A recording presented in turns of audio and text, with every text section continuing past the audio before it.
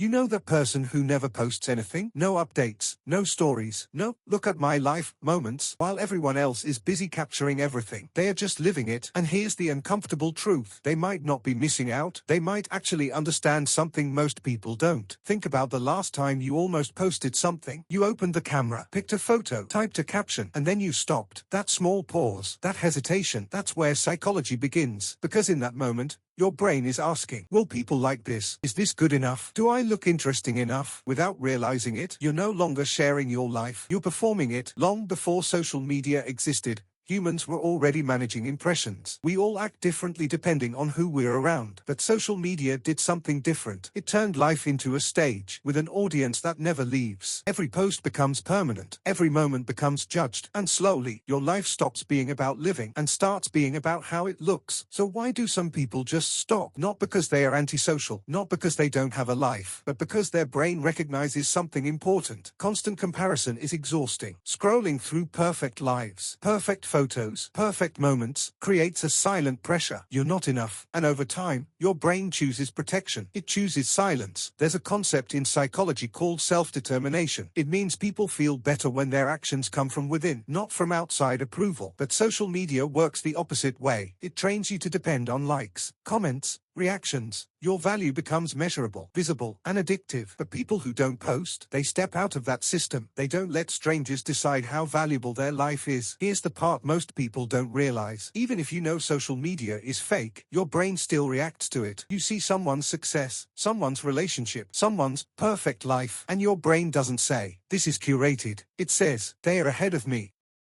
That comparison happens automatically. And it slowly changes how you feel about your own life. People who don't post often think differently. They don't ask, how does this look?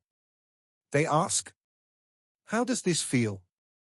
They are less focused on image and more focused on experience. Instead of documenting moments, they absorb them.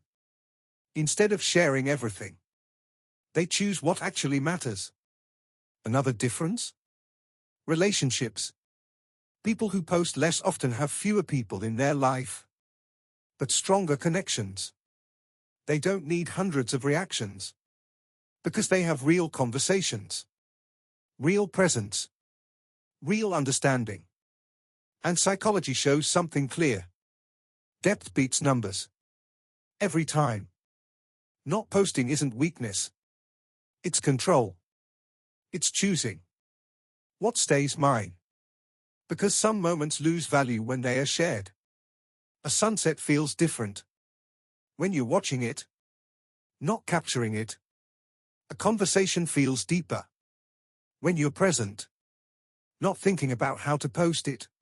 There are two versions of you. The one you show, and the one you actually are. Most people spend energy maintaining the first. But people who stay quiet, they invest in the second. They build a self that doesn't need an audience. And that creates something rare.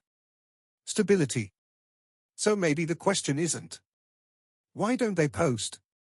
Maybe the real question is, why do we feel like we have to? Because at the end of the day, nobody wishes they posted more.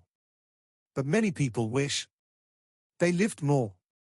And maybe the quiet ones aren't missing out at all. They just chose reality over performance. If this made you see things differently, subscribe to Psycho Behavior Lab. Because understanding your mind changes everything.